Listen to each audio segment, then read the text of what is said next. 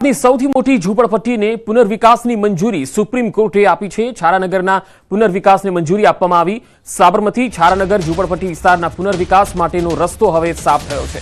ઝૂંપડપટ્ટીના પુનર્વિકાસનો વિરોધ કરનારાઓએ અરજી કરી હતી કે તેમને નવી માળખામાં વધુ ચોરસ ફૂટ જમીન મળવી જોઈએ અને કોર્પોરેશન દ્વારા ઝૂંપડપટ્ટી તરીકે ઘોષિત કરતી વખતે યોગ્ય પ્રક્રિયા અનુસરવામાં આવી નહોતી। અરજીકર્તાઓએ વધુ મકાનોની પણ માંગણી કરી હતી। शुक्रवार 25 एप्रिलना रोज सुप्रीम कोर्टे अमदावाद म्युनिसिपल कॉर्पोरेशन द्वारा करवामां आवती धराशायी कामगीरी पर काम चलाऊ मनाई हुकम आप्यो हतो।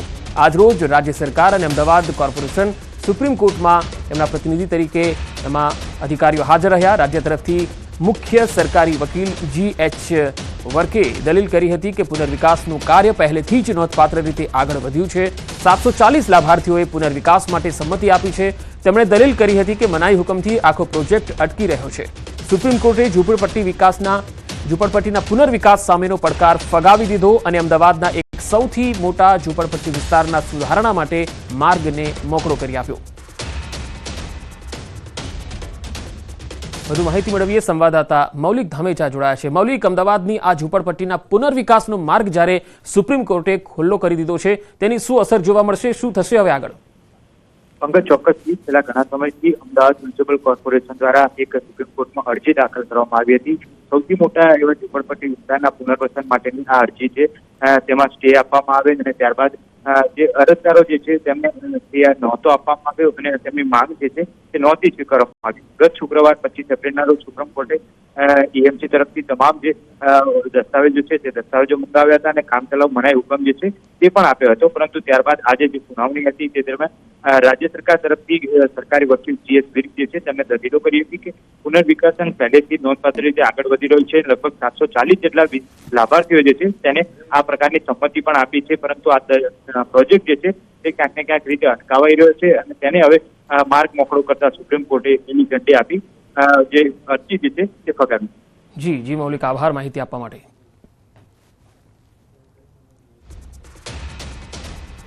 દ્વારકામાં વધુ એક હની ટ્રેપનો બનાવ સામે આવ્યો। બે પોલીસકર્મીઓ સહિત યુવક યુવતીએ મળી 64 વર્ષના વૃદ્ધને હની ટ્રેપમાં ફસાવ્યા। વૃદ્ધ પાસેથી 1.20 કરોડ રૂપિયાની ઠગાઈ કરાઈ। સોશિયલ મીડિયાના માધ્યમથી જામનગરની એક 27 વર્ષીય યુવતીએ વૃદ્ધને પ્રેમની જાળમાં ફસાવ્યો। દ્વારકા દર્શન કરી સંબંધની શરૂઆત કરવાનું કહી અને યુવતી વૃદ્ધને મળે છે।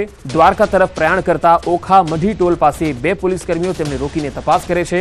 યુવતીના પર્સમાંથી સફેદ ડ્રગ્સ મળી આવતા પોલીસકર્મીઓ બંને ધમકાવે છે અને યુવતી સાથે વૃદ્ધ વેપારીને પોલીસ કેસમાં ફસાવવાની ધમકી આપી 1.20 કરોડ રૂપિયા આંગળિયા કરાવે છે। જે બાદ શંકા જતા વૃદ્ધ વેપારીએ પોલીસ કેસ કર્યો અને તમામ હકીકત સામે આવી।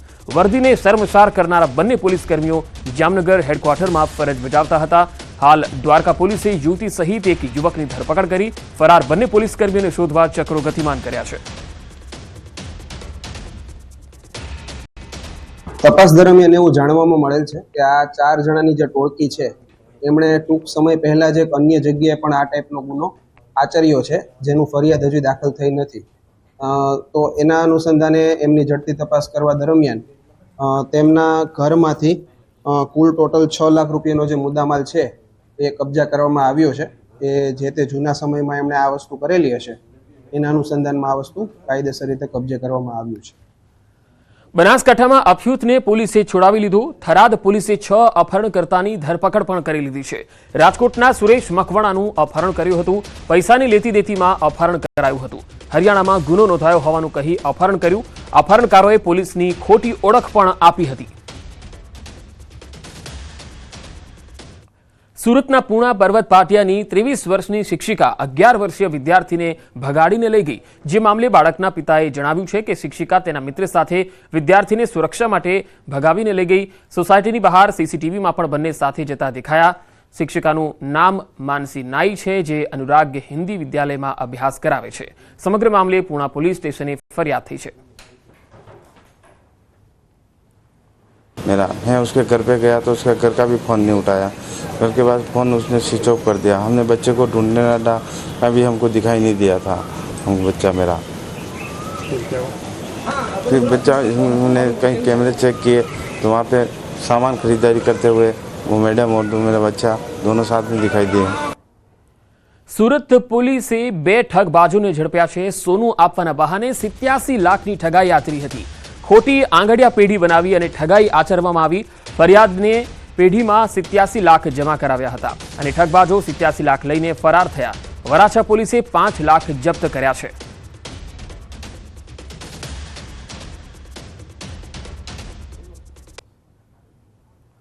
તો તસવીરોમાં જોઈ શકાય છે કે જે ઠગબાજ છે એ સીસીટીવીમાં પણ જઈ રહ્યો છે પૈસા લઈને. આ ઠગબાજોએ 87 લાખ લઈ અને ફરાર થઈ ગયા.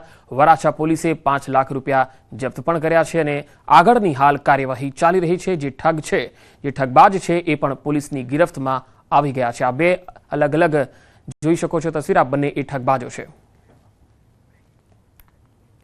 અમદાવાદમાં અસામાજિક તત્વો ફરીથી બેફામ થઈ ગયા છે. ગોમતીપુરમાં વેપારીની લારી પર હુમલો કરવામાં આવ્યો. તલવારથી હુમલો કરી તોડફોડ કરી. ઓછીના રૂપિયા ના આપતા હુમલો કર્યો. જ્યુસની લારીમાં તોડફોડ કરી અને લૂંટ ચલાવી. આ તસવીરો અમદાવાદના ગોમતીપુર વિસ્તારની છે. આ લગભગ રખિયાલમાં પણ પાછલા દિવસોમાં આપણે એવો બનાવ જોયો છે કે જ્યાં અસામાજિક તત્વો બેફામ થયા હોય અને હવે ગોમતીપુરમાં આવો બનાવ સામે આવ્યો છે. અહીંયા અસામાજિક તત્વો એટલા બેફામ છે કે ના તો એમને કાયદાનો ડર છે, ના પોલીસની કાર્યવાહીનો ડર છે. ખુલ્લેઆમ હથિયારો, લાકડીઓ લઈને નીકળી પડે છે. માત્ર અમદાવાદ કેમ, વડોદરા પણ પાછળ નથી. વડોદરામાં પણ બેફામ બની રહ્યા છે અસામાજિક તત્વો.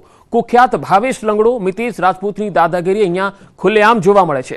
પાન પાર્લરના માલિક સાથે મારામારી કરી. મારામારીની આખી ઘટના સીસીટીવીમાં પણ કેદ થઈ છે.